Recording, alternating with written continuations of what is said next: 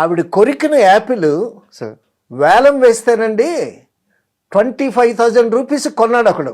అబ్బా, ఆ రోజుల్లో 25 సిల్క్ స్మిత్ కొరికిన యాపిల్ వేలం వేస్తే 25,000 రూపీస్ వచ్చి కొనుక్కున్నాడు.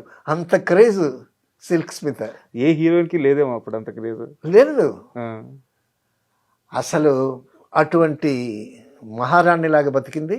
సార్ చాలా అద్భుతమైనటువంటి సిల్క్ స్మిత్. అరే డిస్ట్రిబ్యూటర్స్ అడిగారండి, సిల్క్ స్మిత్ ఉందా సినిమాలో, డాన్స్ ఉందా అని. సిల్క్ స్మిత్ పాట ఉంటే డిస్ట్రిబ్యూటర్ తీసుకుంటారు, తీసుకుంటారు, లేకపోతే లేదు. అలా ఉండేది. అటువంటి చాలా మంచి అమ్మాయి అండి నిజంగా. సార్ చాలా మంచిది, చాలా సౌమ్యంగా ఉంటుంది. సెట్కి వస్తే ఆ మెయింటెనెన్స్ అలా ఉంటుంది, కానీ మిగతా విషయాల్లో చాలా బాగుంటుంది ఆ అమ్మాయి. మరి అటువంటి అమ్మాయి అర్థాంతరంగా.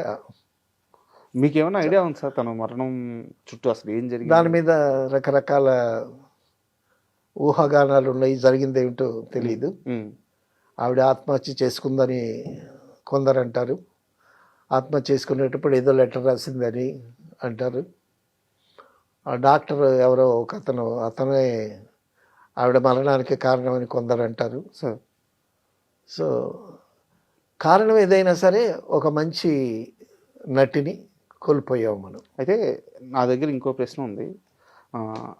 జీవితంలో సిల్క్ స్మిత చాలా సంపాదించింది, కానీ ఆమె చనిపోయే సమయానికి కొంత దాన ధర్మాలు, మరికొంత డబ్బు చాలామంది మోసం చేశారు.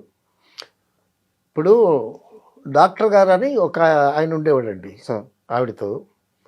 సో నాకు లైఫ్లో ఒక మనిషి తోడు కావాలి. ఇప్పుడు ఒక ఆడ మనిషికి ఒక మగ మనిషి తోడు కావాలి. సో ఆ విధంగా ఆయన్ని తోడు పెట్టుకున్నది. తోడు పెట్టుకున్న తర్వాత ఈ అమ్మాయి వైభవం చూసి అతను బిత్తరపోయాడు. బిత్తరపోయి ఏమన్నాడంటే, నువ్వు ఎన్నాళ్ళని ఈ వ్యాంప్ వేషాలు డాన్సులే చేస్తావు, నువ్వు హీరోయిన్ అవ్వాల్సిన దానివని చెప్పి అమ్మాయికి